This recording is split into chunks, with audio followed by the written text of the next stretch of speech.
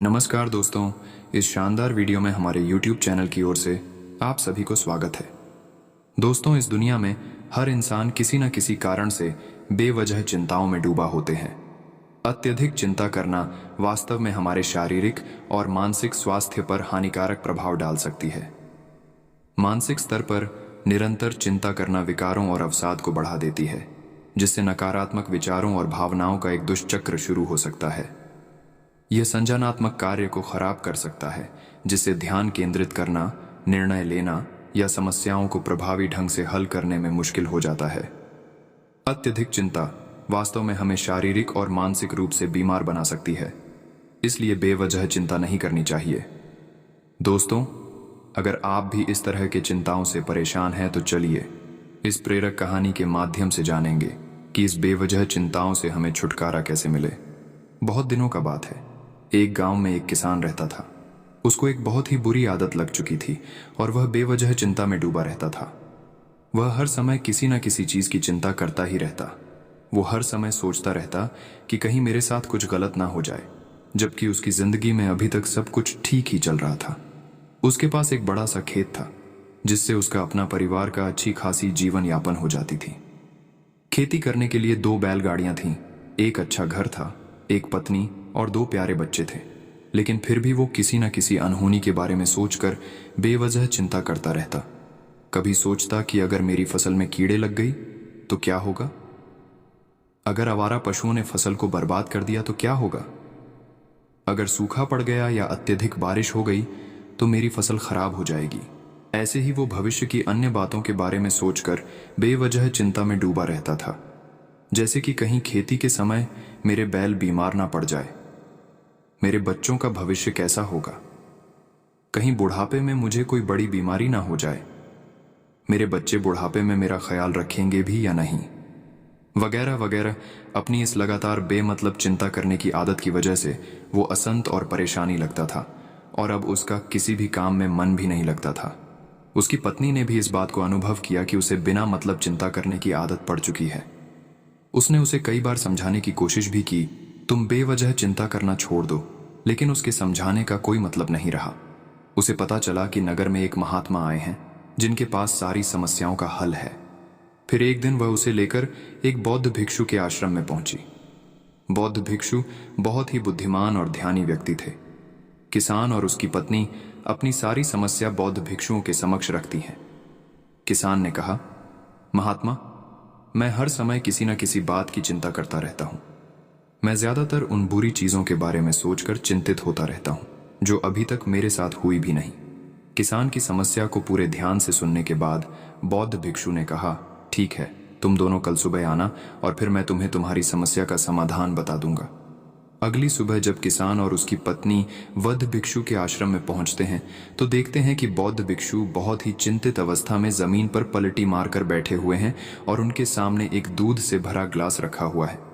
बौद्ध भिक्षु बार बार उस दूध के ग्लास की तरफ देख रहे हैं और फिर कभी अपना हाथ अपने सिर पर रखते तो कभी जमीन पर।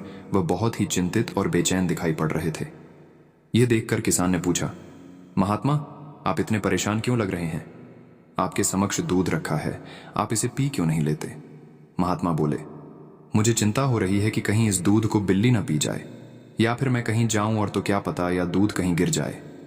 मैं दूध को पीना तो चाहता हूं, लेकिन मेरा भी मन नहीं है। मैं तो यही सोच रहा हूं कि अगर यह दूध खराब हो गया या कोई गंदी चीज इस पर बच गया तो फिर क्या होगा?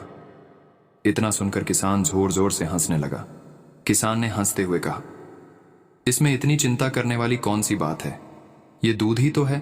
अगर इसे बिल्ली ने गिरा दिया या ये खराब हो गया या फिर किसी ने इसे पी लिया तो क्या हो गया? ये आपको दोबारा मिल जाएगा। और वैसे भी आपका चिंता करना व्यर्थ है, क्योंकि ना तो अभी इसे बिल्ली ने गिराया है, ना ही खराब हुआ है, और ना ही अभी इसे किसी ने पिया है, और हो सकता है कि भविष्य में ऐसा हो भी ना। किसान के मुंह से यह बातें सुनकर बौद्ध भिक्षु मुस्कुराए और बोले, मैं भी तो तुम्हें यही समझाने का प्रयास कर रहा हूं कि भविष्य की उन घटनाओं की चिंता करना व्यर्थ है जो अभी हमारे साथ हुई ही नहीं, और बहुत बड़ी संभावना है कि वह कभी होगी भी नहीं। और अगर होगी तो जिस चीज को तुम एक बार हासिल कर सकते हो उसे तुम दोबारा भी हासिल कर सकते हो, और अगर नहीं कर पाए तो कोई बात नहीं, क्योंकि समस्याओं के आने के साथ ही उन समस्याओं का सामना करने की हिम्मत भी अपने आप ही आ जाती है। यह बातें सुनने के बाद किसान को लगा जैसे किसी ने उसके गाल पर एक थप्पड़ मारकर उसे नींद से जगा दिया हो। उसे महसूस हुआ कि वह भी तो यही गलती कर रहा है, वह भी तो भविष्य की उन घटनाओं के बारे में सोचकर चिंतित हो रहा है जो अभी तक घटी ही नहीं और शायद कभी घटेगी नहीं। किशन बौद्ध भिक्षु के चरणों में गिर पड़ा और कहने लगा, इतनी आसान मुझे मेरी गलती का एहसास करवाने के लिए आपका बहुत बहुत धन्यवाद, और मैं आज से पूरा प्रयास करूंगा। मैं बेवजह चिंता करना बंद कर दूंगा। जापान में एक लोकप्रिय कहावत है, अगर तुम चल रहे हो तो सिर्फ चलो, अगर तुम खा रहे हो तो सिर्फ खाओ, लेकिन एक समय में सिर्फ एक ही काम करो, चिंता न करो। इस लोकप्रिय कहावत के अर्थ ने मुझे हैरान कर दिया था, और सच कहूं तो मुझे ऐसा लगता है कि कहावत के अर्थ में ही वो राज छुपा है, जिसे अगर किसी ने अच्छे से समझ लिया और अपने जीवन में उतार लिया तो वो चिंता के बंधन से ही हमेशा हमेशा के लिए मुक्त हो जाएगा। इस कहावत के अर्थ के बारे में हम आगे बात करेंगे, लेकिन उससे पहले देखते हैं कि हमारे दिल दिमाग में इस तरह के विचार ज्यादा चल रहे होते हैं। पहला, क्या मैंने यह काम सही से किया? दूसरा, क्या मैं इसे और बेहतर कर सकता था? तीसरा, इसका परिणाम क्या होगा? और चौथा, लोग मेरे और मेरे काम के बारे में क्या सोच रहे होंगे? ये ऐसे कुछ विचार हैं जो हमारे दिमाग के सिस्टम में ज्यादातर समय चलते रहते हैं, लेकिन हमें पता नहीं चलता क्योंकि हमने इन विचारों के साथ जीना सीख लिया है। और हमारा दिमाग काम भी ऐसे ही करता है कि अगर हमने इसे किसी काम को कई बार करवा लिया तो फिर ये उसे अपनी आदत बना लेता है और फिर हमारे चाहे बिना भी उस काम को करने का प्रयास करता है। शुरुआत में तो हम किसी भी काम को अपनी इच्छा से पूरे होशो हवास में करते हैं, लेकिन बाद में वो हमारी आदत बन जाता है और फिर हम बस बेहोशी की हालत में बिना सोचे समझे उस काम को करते चले जाते हैं। जब एक बच्चा छोटा होता है तब उसे पता नहीं होता कि चिंता क्या है, लेकिन जैसे ही वह बड़ा होता है माँ बाप कहना शुरू कर देते हैं, बेटे आपको होमवर्क करना है, आपको उसकी चिंता नहीं हो रही, आपके एग्जाम आने वाले हैं, आपको उसकी चिंता करनी चाहिए। और ऐसे ही ना जाने कितनी सारी चीज़ों के लिए बच्चों के आसपास के लोग उसे चिंता करने के लिए कहते हैं और वह छोटा बच्चा इस बात को मान लेता है। यह अच्छा किसी भी काम को करने के लिए हमें उसकी चिंता करनी पड़ जाती है और फिर वह भी किसी काम की घटना के बारे में बार बार सोचने लगता है। शुरुआत में तो वह यह काम जानबूझकर करता है, लेकिन धीरे धीरे उसका मन इसे अपनी आदत बना लेता है और फिर ना चाहते हुए भी उसका मन एक ही विचार के बारे में बार बार सोचता रहता है और फिर वह अपनी पूरी जिंदगी चिंता के इस जाल में फंस कर रह जाता है। लेकिन अब प्रश्न यह उठता है कि इसका समाधान क्या है? तो इसका समाधान है ऊपर बताई गई जिन कहावत का अर्थ यानी जागरूकता। हमें अपने विचारों के प्रति जागरूक होना पड़ेगा। हमें थोड़ी देर रुककर इस बात पर ध्यान देना होगा कि कहीं हम ना चाहते हुए भी एक ही घटना के बारे में तो बार बार नहीं सोच रहे हैं। हमें पूरी जागरूकता के साथ यह देखने का प्रयास करना होगा कि पूरे दिन हमारे अंदर इस तरह के विचार उठते रहते हैं। अब आप पूछ सकते हैं, केवल जागरूकता क्या करेगी? मैं कहता हूं यह काफी है। यह मन को शांत करने के लिए पर्याप्त है, मन को अपने स्वभाव का एहसास कराने के लिए पर्याप्त है और जीवन में जागरूकता लाने का सबसे आसान तरीका है ध्यान करना।